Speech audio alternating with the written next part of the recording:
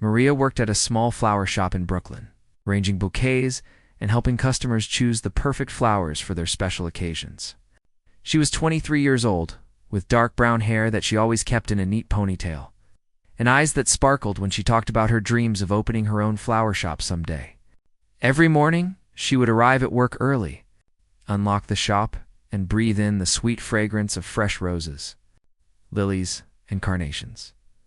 One rainy Thursday afternoon, the bell above the door chimed and a young woman walked in. She was different from the usual customers. Her designer dress probably cost more than Maria made in 3 months. Her perfectly manicured nails had tiny diamonds embedded in them, and her blonde hair fell in waves down her back. But what caught Maria's attention most were her eyes. They looked sad, almost lost.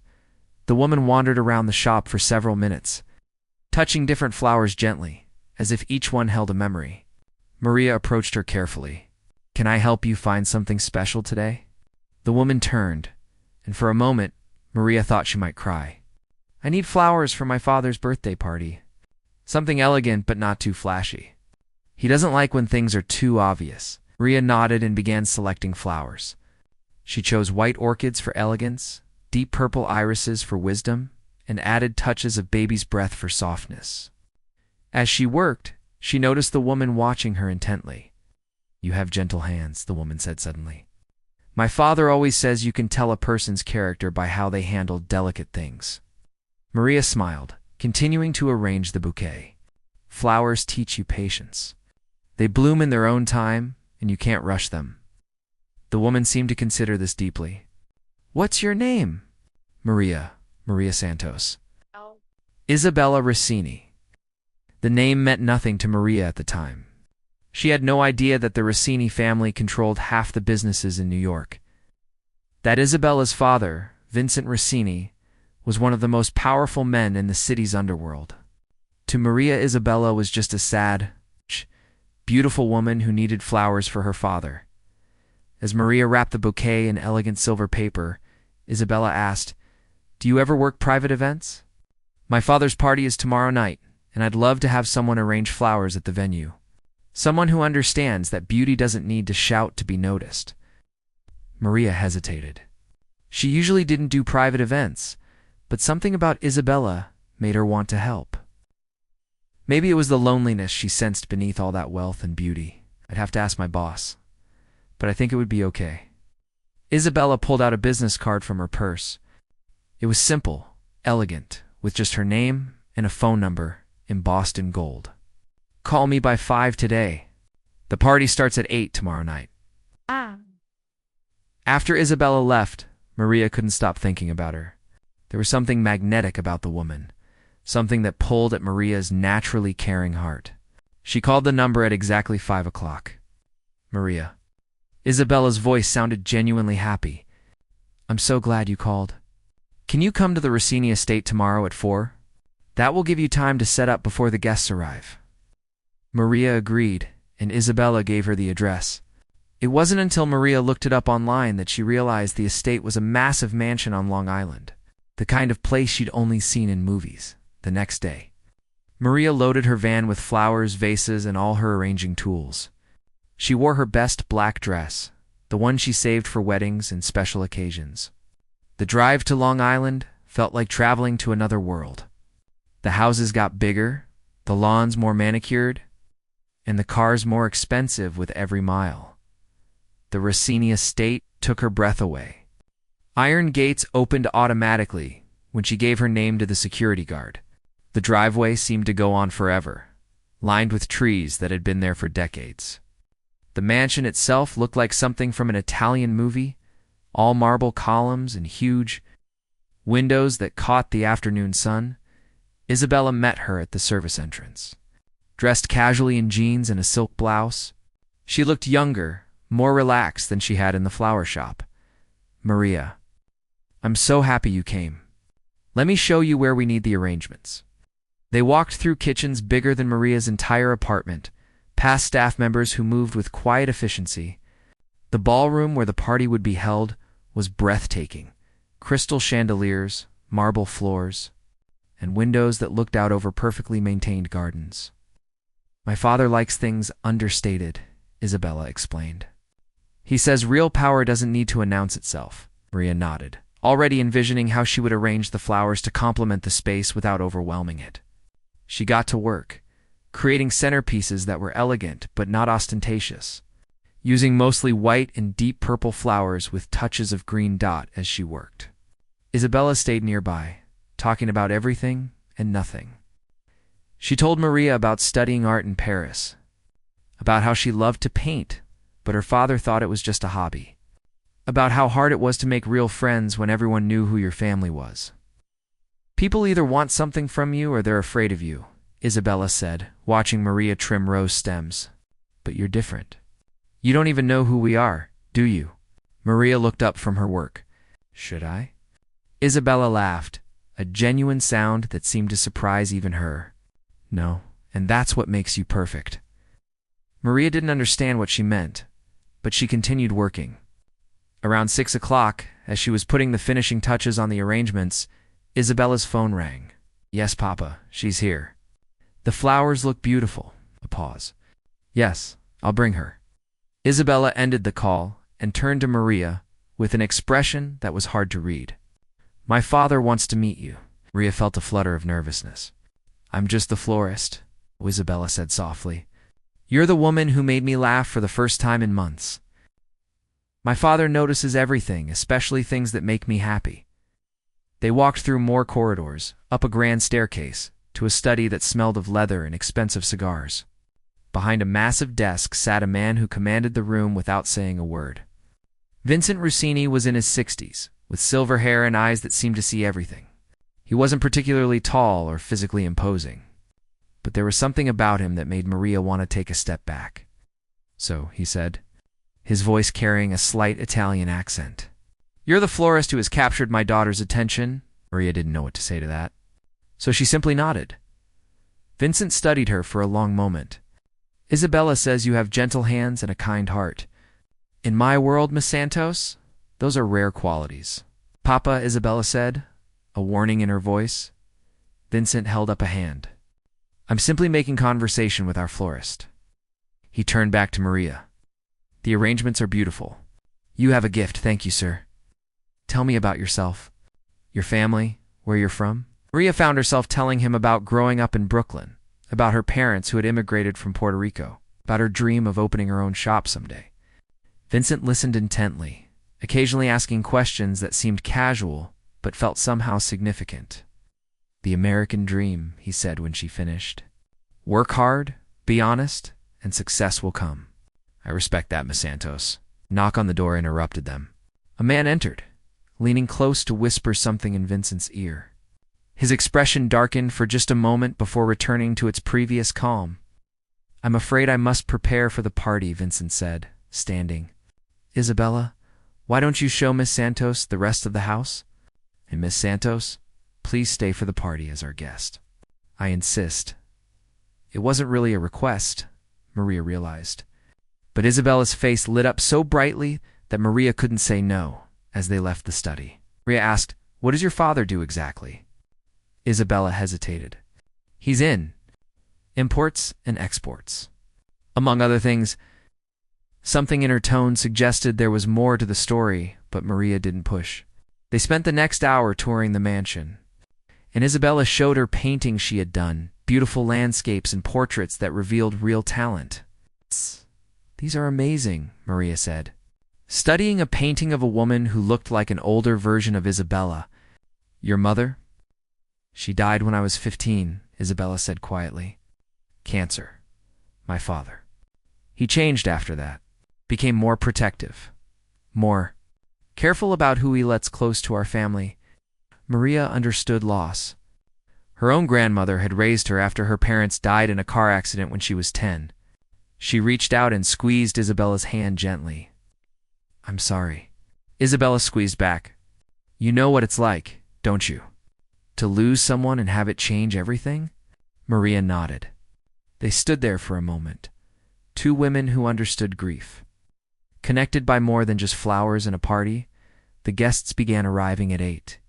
Maria watched from the corner of the ballroom as men in expensive suits and women dripping in jewels filled the space. She recognized a few faces. A judge she'd seen on the news. A congressman. Several business owners whose names appeared regularly in the New York Times. Isabella found her hiding behind a flower arrangement. You can't spend the whole party hiding. Come, let me introduce you to some people.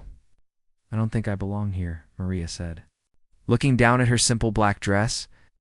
You belong wherever I say you belong, Isabella said, with a fierceness that surprised them both. Besides, you're the only real person here. As they moved through the crowd, Maria noticed things. The way conversations stopped when Isabella approached. The way men looked at her with a mixture of desire and fear. The way everyone seemed to know exactly how far from Vincent Rossini to stand, close enough to show respect, far enough to show they knew their place. Isabella, darling. A woman with platinum hair and too much surgery grabbed Isabella's arm. I heard you've been spending time in Brooklyn. Whatever for. Culture, Aunt Sophia, Isabella said smoothly. There's more to New York than the Upper East Side. Sophia's eyes found Maria, cataloging her simple dress, her unadorned hands, her obvious discomfort. And who is this? This is Maria Santos. She did the flowers for tonight. How ... quaint. Sophia's smile was all teeth and no warmth. Be careful, dear. Not everyone who smiles at you has good intentions. After Sophia walked away, Isabella muttered, she should know. She married my Uncle Tony for his money and has been trying to get her hands on more ever since. Maria was beginning to understand that there were undercurrents in this room she couldn't see. Alliances and rivalries that went back years or decades. She felt like she was swimming in waters too deep for her. Then the lights dimmed, and Vincent Rossini stepped up to a microphone. The room fell silent immediately. Friends, family, thank you for joining me tonight. As many of you know, today marks not just my birthday, but also the anniversary of the day I arrived in America 45 years ago, to nothing but ambition and a willingness to work. People applauded politely. Vincent continued, I've built many things since then. Businesses, alliances, a family, but the most precious thing I've built is standing right there, my daughter, Isabella. A spotlight found Isabella, and she smiled, though Maria could see the tension in her shoulders. Isabella is everything her mother and I hoped she would be. Smart, talented, kind, but also strong. She will need to be strong for what comes next. Something in his tone made the room shift. Maria saw hands move subtly to pockets, eyes scan exits, bodies tense. Change is coming, Vincent said. Old ways are dying. New alliances must be formed. And Isabella. Isabella will be at the center of it all. He raised his glass. To the future. May it be less bloody than the past. Everyone drank, but Maria noticed not everyone looked happy about the toast. She turned to ask Isabella what her father meant, but Isabella had gone pale. I need some air, Isabella said, grabbing Maria's hand. Come with me. They escaped to a terrace that overlooked the gardens. Isabella was shaking slightly. What's wrong? Maria asked. He's going to announce it tonight. Who I'm supposed to marry. It's all been arranged. The son of another family. A merger disguised as a marriage. Tears ran down Isabella's face, ruining her perfect makeup. I thought I had more time. I thought maybe I could find a way out. Maria didn't know what to say. The world Isabella lived in was so far from her own experience. That's why I went to your shop, Isabella continued. I've driven past it 100 times. It always looked so peaceful, so normal. I wanted one normal thing before my life became what everyone else decided it should be. Maybe you can talk to your father, Isabella laughed bitterly. You don't talk Vincent Rossini out of decisions. You either obey or you disappear. He loves you. Anyone can see that. Love and business are two different things in my world. Isabella wiped her eyes. I'm sorry. You didn't sign up for this drama? You just came to arrange flowers. Maria made a decision then that would change her life forever. You're my friend. Friends don't abandon each other when things get complicated. Isabella looked at her with something like wonder. I don't have friends. I have people who want things from me, or people who fear my father. Well, now you have one friend who just wants you to be happy." Before Isabella could respond, the terrace door opened. A young man stepped out, handsome in a dangerous way, with eyes that reminded Maria of a snake. "There you are, Isabella. Your father is looking for you. It's time for the announcement." Isabella straightened her spine, transforming back into the poised woman Maria had first met. "Of course, Michael. Maria, this is Michael Torino, my fiancé." Michael looked at Maria like she was something unpleasant he'd found on his shoe. "The florist. How? Interesting that you're still here." "I invited her to stay," Isabella said coldly. "Of course you did." His smile was all edges. "You always did like your little projects. Come, darling. Our families are waiting." He held out his arm, and Isabella took it, but not before giving Maria a look that was pure desperation. Maria followed them back inside, where the crowd had formed a circle. Vincent stood in the center with another man who looked like an older version of Michael. Same cold eyes, same predatory smile. "Ladies and gentlemen," Vincent announced, "I'm pleased to announce the engagement of my daughter Isabella to Michael Torino, son of my dear friend Salvatore. This union will bring our families together and ensure prosperity for the next generation." People applauded. Photographers appeared from nowhere.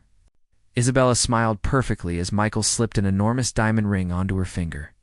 But Maria saw the truth, saw how Isabella's hands trembled, how her smile never reached her eyes, how she looked like a beautiful bird being put into a cage. The rest of the party passed in a blur. Maria tried to leave several times, but Isabella always found her. Always had one more person to introduce her to. One more reason she should stay. It was after midnight when the last guests finally left. Vincent approached Maria as she was gathering her things. "Miss Santos." A word. She followed him back to his study, wondering what she had done wrong. "My daughter likes you," he said without preamble. "In the 6 months since we announced her engagement, this is the first time I've seen her genuinely smile. Mr. Rossini, I'm going to offer you a job. Isabella needs a personal assistant, someone to help with the wedding planning, to be her companion.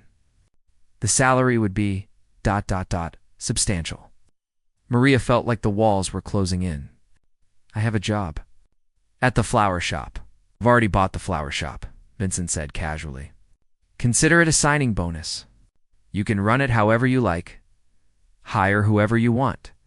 But your primary job would be taking care of Isabella. You can't just buy people," Maria said, finding courage she didn't know she had.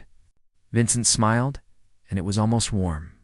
"I'm not buying you, Miss Santos. I'm offering you an opportunity. Isabella is going to need a friend in the coming months. A real friend. Someone who cares about her happiness, not her last name or her father's money. And if I say no, then you go back to your life, and Isabella faces her future alone. The flower shop will still be yours. Consider it payment for tonight's beautiful arrangements." Maria thought about Isabella's desperate eyes, about the way she'd said she had no real friends. "Can I think about it?" "Of course, but not too long. The wedding planning starts next week." Maria left the estate at 2 in the morning, her head spinning.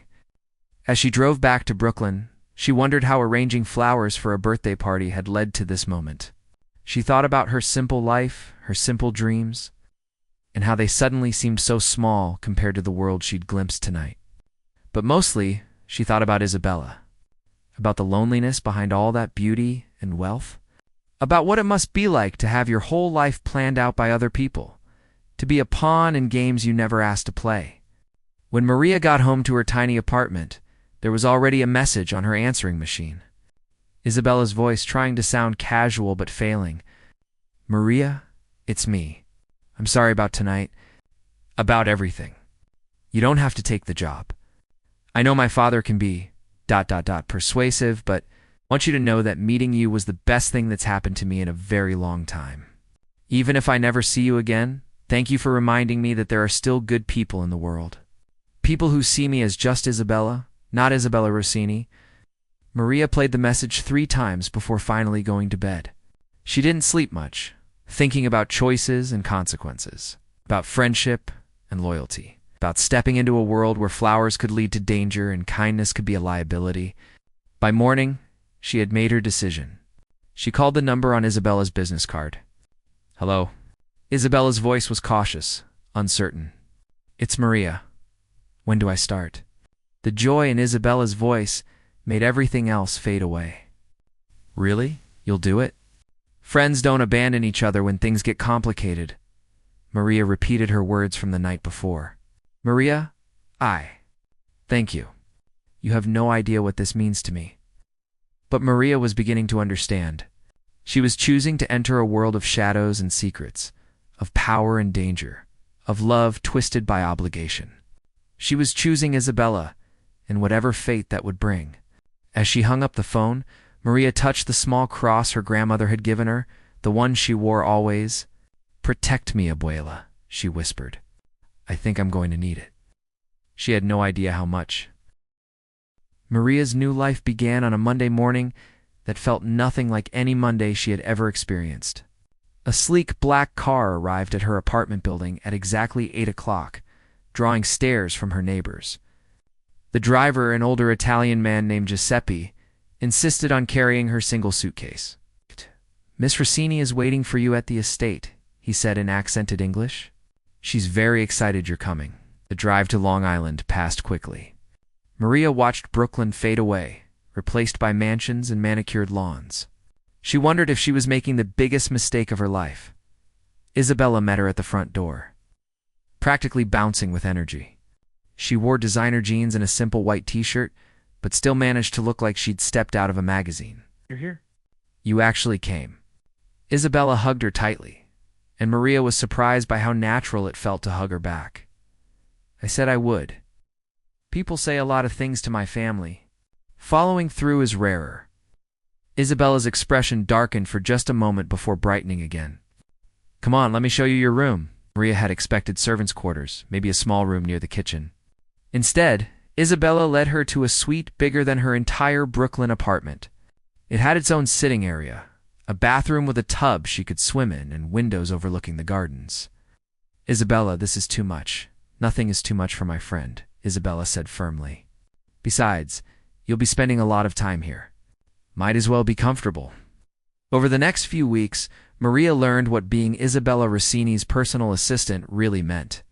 On the surface, it was helping plan a wedding, choosing flowers, reviewing menus, accompanying Isabella to dress fittings. But underneath, it was something else entirely. Maria became Isabella's shield against a world that wanted pieces of her. When wedding planners pushed for more elaborate arrangements, Maria was the one who said no. When Michael's mother tried to control every detail, Maria ran interference. When the pressure became too much and Isabella needed to escape, Maria was the one who made excuses and spirited her away. They developed a routine. Mornings were for wedding planning, endless meetings with vendors who charged 10 times normal prices because they knew the Rossini name meant deep pockets. Afternoons, when they could manage it, were theirs. They would sneak away to Maria's flower shop, which was now thriving under a manager Maria had hired.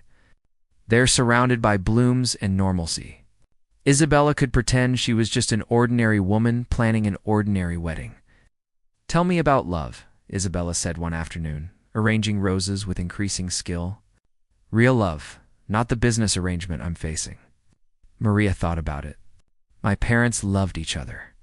Really loved each other. My mother would light up when my father walked into a room, even after 20 years. And he would bring her yellow daisies every Friday because they were the first flowers he ever gave her."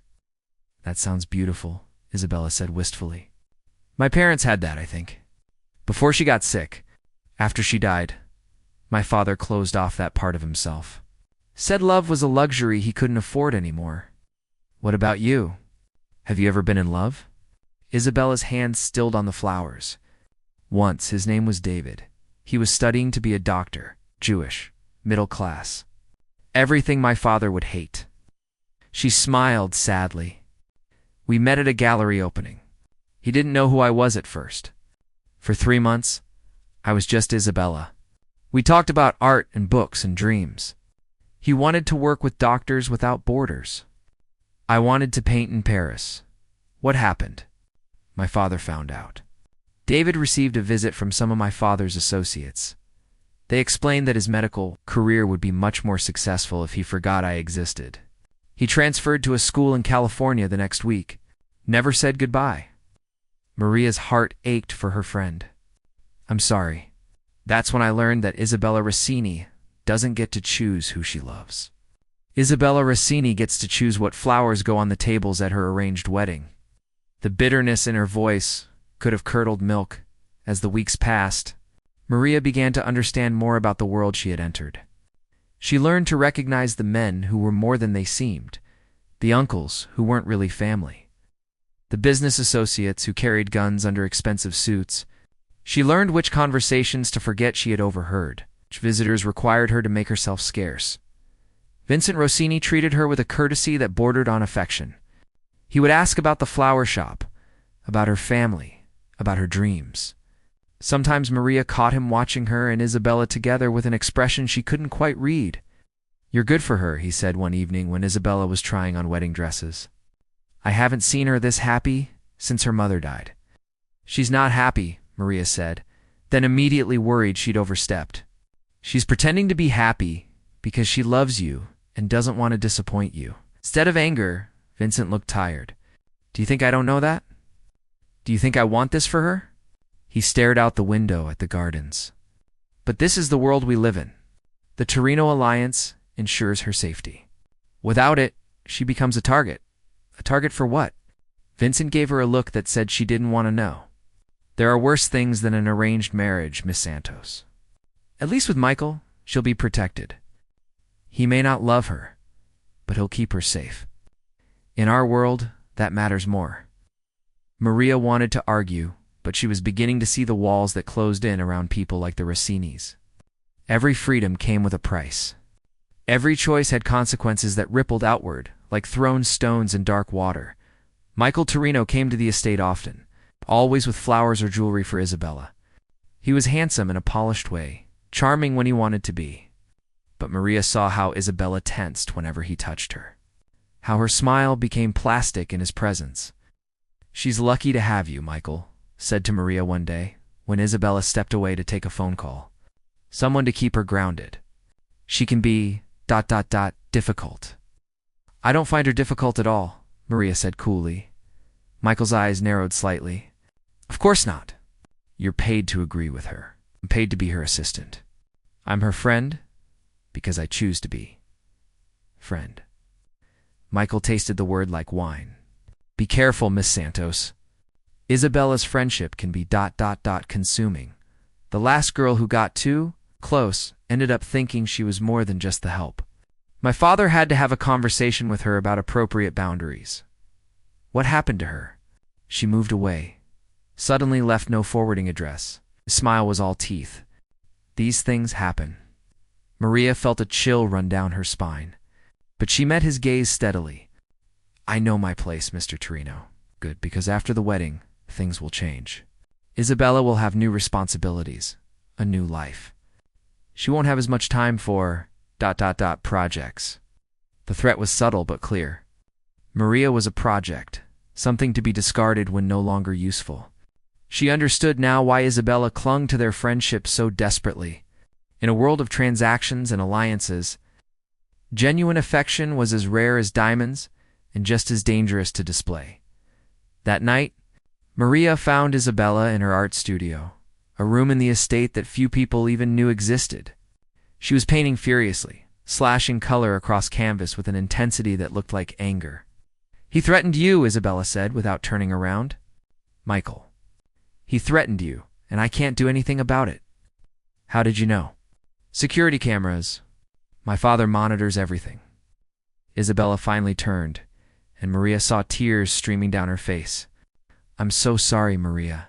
I never should have dragged you into this. You should leave. Tonight. Go back to your normal life before it's too late. Maria crossed the room and took the paintbrush from Isabella's trembling hand. Hey, look at me. Isabella met her eyes reluctantly. I'm not going anywhere, Maria said firmly. Not unless you tell me to. But Michael Torino doesn't scare me. You know what scares me? The thought of you facing all this alone. The thought of you disappearing into a life you don't want, with no one who really sees you. Isabella collapsed against her, sobbing like her heart was breaking. Maria held her, stroked her hair, and made soothing noises while rage built in her chest. Rage at Vincent for trading his daughter's happiness for safety. Rage at Michael for his casual cruelty. Rage at a world that turned women like Isabella into currency. "Run away with me," Isabella whispered against her shoulder. "We could leave tonight. I have money hidden away. We could go to Paris, London, anywhere. You could open a flower shop. I could paint. We could be free." For a moment, Maria let herself imagine it. A little shop on a quiet street somewhere far from New York, Isabella painting in the back room while Maria arranged flowers up front. Simple, normal, free, but she knew it was a dream. "Your father would find you, maybe, or maybe he'd let me go." They both knew that wasn't true. Vincent Rossini didn't let go of anything, especially not his daughter. 2 more months, Maria said. "Let's get through the wedding planning. Then we'll figure out what comes next." Isabella pulled back, wiping her eyes. "You really won't leave?" "I really won't leave, even though staying might be dangerous." Even then, Isabella studied her face like she was trying to memorize it. "I don't deserve a friend like you." "Yes, you do. Everyone deserves to have someone in their corner." They stayed in the studio until late, Isabella painting while Maria watched. The painting gradually transformed from angry slashes to something beautiful, a garden at twilight. Shadows and light playing among flowers that seemed to glow from within. "It's you," Isabella said quietly. "How you make me feel. Like there's still light in all this darkness." Maria didn't know what to say to that, so she just squeezed Isabella's hand. The next few weeks brought a new intensity to the wedding planning. The date was set for just 6 weeks away, and suddenly everyone wanted decisions made yesterday. Maria found herself juggling vendors, managing Isabella's schedule, trying to shield her friend from the worst of the pressure. But something else was happening too. Maria began noticing things, men following them when they went out, cars parked outside the flower shop that never seemed to leave, clicks on the phone line that suggested someone was listening. When she mentioned it to Isabella, her friend went pale. "It's starting," Isabella said. "The families are watching each other, making sure no one backs out of the deal." "Has anyone ever backed out?" Once the Lucchese family tried to break an engagement agreement in the 80s. The bride's younger brother was found floating in the Hudson. Isabella's voice was matter-of-fact, which somehow made it worse. The wedding went ahead as scheduled. Maria felt the walls closing in tighter. But she also felt her resolve strengthening.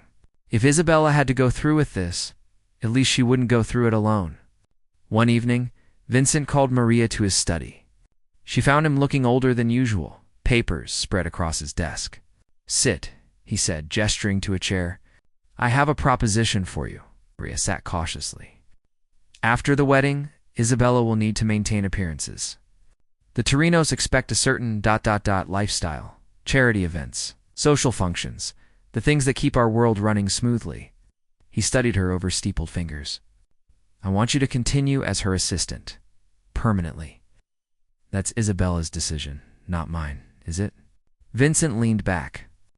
"Michael has made it clear he doesn't want you around. He sees you as a bad influence, someone who encourages Isabella's independent streak in you.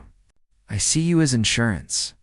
Someone who will make sure my daughter doesn't do anything foolish. Someone who will keep her grounded, happy enough to play the role she needs to play." Maria understood now. She wasn't just a friend or an assistant. She was a golden cage within a golden cage, meant to make Isabella's captivity bearable enough that she wouldn't try to escape. "And if I refuse, then you go back to your flower shop, and Isabella faces her new life alone." "I'm not threatening you, Miss Santos. I'm offering you a chance to stay in her life. The alternative is that Michael ensures you're removed from it entirely. You're asking me to be your spy? I'm asking you to be my daughter's friend, to keep her safe, even from herself if necessary." His expression softened slightly. "I know you think I'm a monster. Maybe I am, but I'm a monster who loves his daughter. This marriage will protect her in ways you can't understand. All I'm asking is that you help her accept it." Maria thought about Isabella, about the desperation in her eyes when she'd asked Maria to run away with her. "I'll stay, but not for you." For her, Vincent nodded like he'd expected nothing less. Good. We understand each other. As Maria left his study, she felt like she'd signed a deal with the devil. But what choice did she have? Leave Isabella to face this alone, or stay and try to protect her from within? It wasn't much of a choice at all. That night she found Isabella on the terrace where they'd talked during Vincent's birthday party. The garden lights twinkled below like earthbound stars. My father offered you a permanent position, Isabella said, without turning around. How do you always know everything? This house has ears. I learned young to listen back. Isabella finally faced her. You said yes. Of course I did. You shouldn't have. After the wedding, after I'm Mrs. Michael Torino, you should run. Far and fast. Maria moved to stand beside her, looking out at the gardens. We've had this conversation. I'm not going anywhere. You don't understand what you're signing up for. Being part of this family, even on the edges, it changes you. The things you'll see, the secrets you'll have to keep. I understand enough. I understand that you need someone who sees you as more than a business arrangement. I understand that I care about you too much to walk away. Isabella was quiet for a long moment. Then, so softly, Maria almost missed it, she said, I think I'm falling in love with you.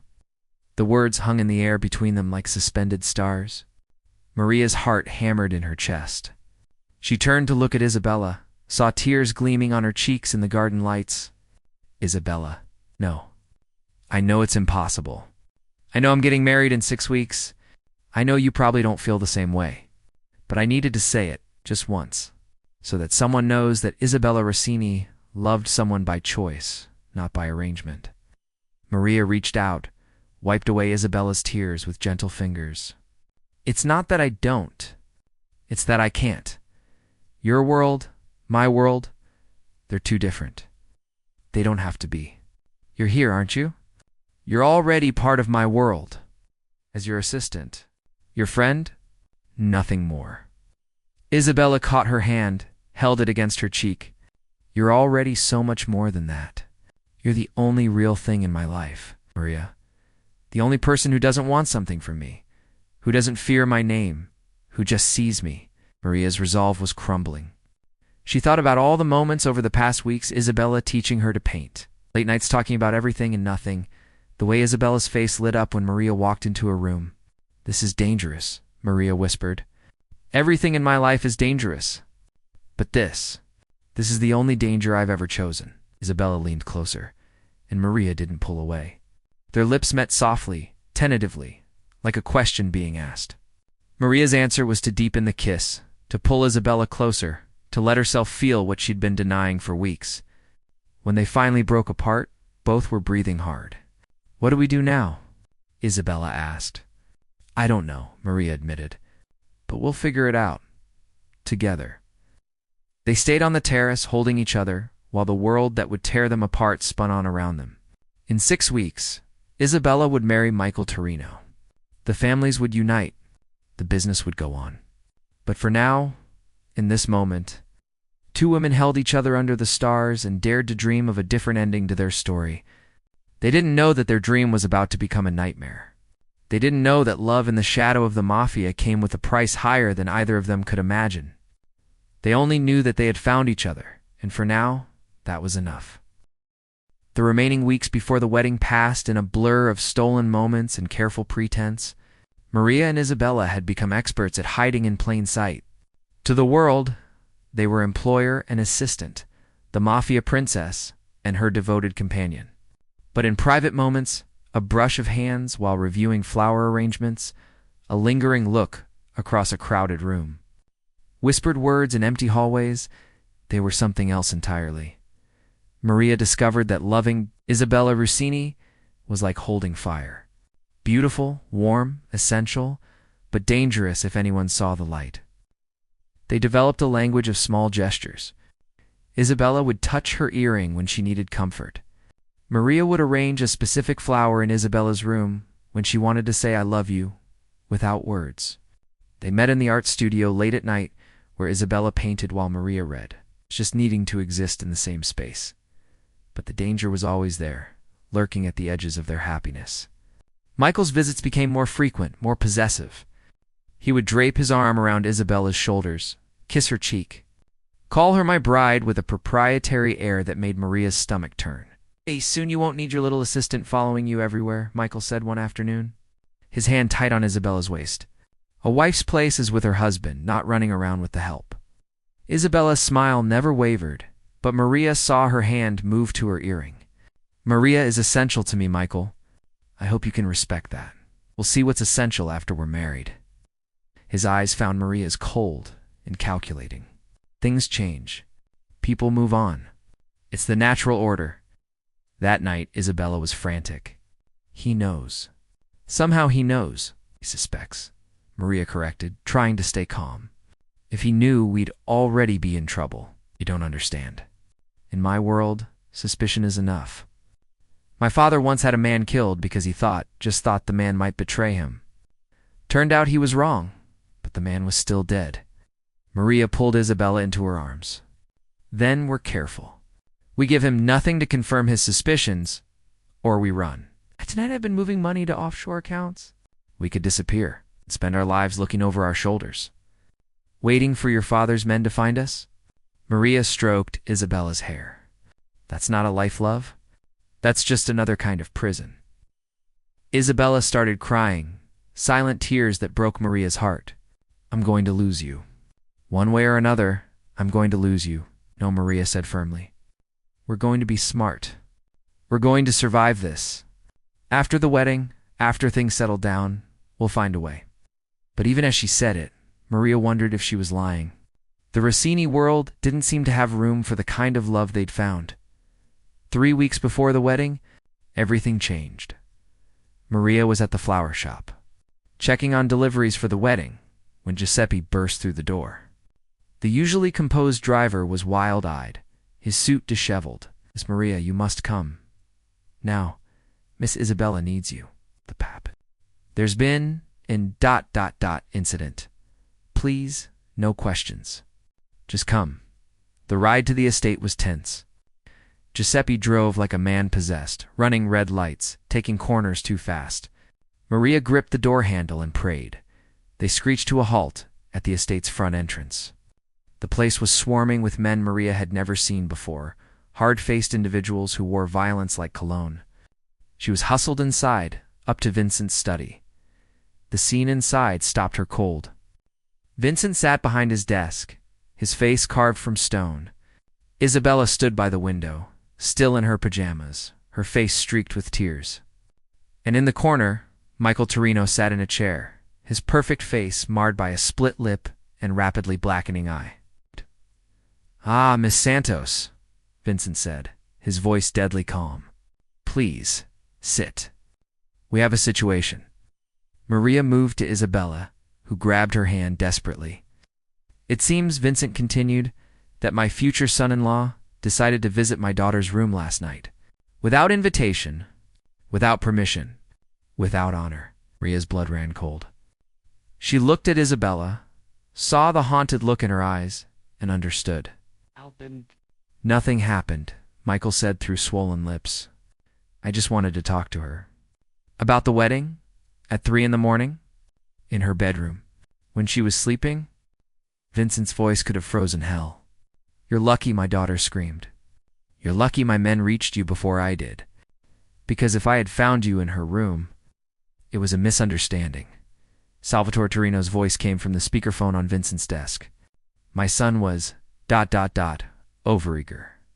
Young men before their weddings, you understand. I understand that your son broke into my home like a thief. I understand that he tried to take what wasn't his to take. I understand that the deal is off. Vincent, be reasonable. The families are expecting this union. The preparations are made. Surely we can come to an understanding. The only understanding is this.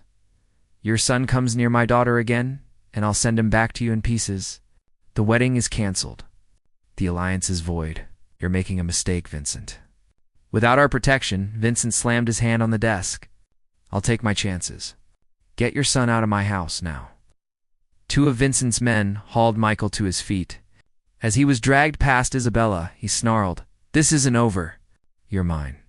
The contract is null and void the moment you laid hands on her without permission, Vincent said coldly. Ancient rules, Torino, even older than our families. You broke them. After Michael was gone, after the shouting on the speakerphone ended with threats from both sides, Vincent looked at his daughter with something Maria had never seen before: vulnerability. Are you hurt, cara mia? Isabella shook her head. He tried. But I screamed, and Giuseppe was in the hall, and... She started shaking. Vincent came around the desk, pulled his daughter into a fierce embrace. I'm sorry. I'm so sorry. I thought the alliance would protect you. Instead, I nearly... It's not your fault, Papa. Yes, it is. I put business before my daughter. Your mother would never forgive me. He pulled back, cupped Isabella's face. No more arranged marriages. No more alliances through wedding contracts. You choose your own path. But the Torinos? Let me worry about the Torinos. You've sacrificed enough for this family. His eyes moved to Maria. Take her to her room. Stay with her. Don't leave her alone. Maria nodded, guiding Isabella out of the study. Behind them, she heard Vincent already making phone calls, rallying his allies, preparing for what was sure to come. In Isabella's room, Maria held her while she cried. Not tears of fear, but of relief. It's over, Isabella whispered. The wedding, Michael, all of it. It's over. Your father said you could choose your own path now. Isabella pulled back to look at her. I choose you. If you'll have me. I know it's complicated. I know my world is dangerous. But I love you, Maria. And now? Now maybe we have a chance. Maria kissed her softly. We'll figure it out. But right now, you need to rest. You've been through a sound like thunder shook the house. Then another. And another. Gunshots, Isabella said, her face going white. The Torinos. They're not waiting. Maria ran to the window. The estate's beautiful garden was now a battlefield. Men with guns had breached the walls. Vincent's security was fighting back, but they were outnumbered. The panic room, Isabella said, grabbing Maria's hand. Papa had it built after Mama died. They ran through the halls as the sounds of fighting grew closer. Isabella pressed a hidden panel in her father's study, revealing a reinforced door. They tumbled inside just as they heard footsteps in the hallway. The panic room was small, but well-equipped. Monitors showing security feeds. Weapons, food and water. A phone with a direct line to Vincent's most trusted associates. On the monitors, they watched the battle rage. Vincent's men were skilled, but the Torinos had brought an army. Room by room, they were taking the house. Papa, Isabella breathed, searching the monitors. They found him in the main foyer, bloody, but still fighting, Giuseppe at his side. Then Michael Torino walked through the front door, even through the grainy security feed. They could see his satisfaction. He said something to Vincent, who spat at his feet. Michael nodded to his men. No. Isabella screamed, though they couldn't hear her. The gunfire seemed to go on forever. When it stopped, Vincent Rossini lay still on the marble floor of his own home. Giuseppe beside him. Isabella collapsed, keening like a wounded animal. Maria held her, her own tears falling as she watched Michael Torino step over Vincent's body like it was trash. On the monitor, they saw Michael grab one of the remaining house staff. They couldn't hear what he said, but the man pointed toward the study. Toward them. He knows about the panic room, Isabella said numbly. Of course he knows. He's been here so many times, planning to be master of this house.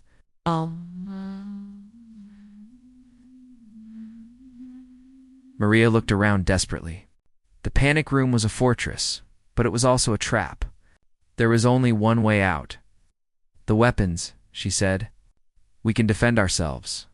Against 40 men. We'll die the moment we open the door. On the monitors, they watched Michael's men place something against the panic room door. Explosives, Isabella said. They'll blow the door and take us. Michael wants me alive. You, she looked at Maria with desperate eyes. He'll kill you slowly. To punish me. And we don't let them take us, Maria said, surprising herself with her calmness.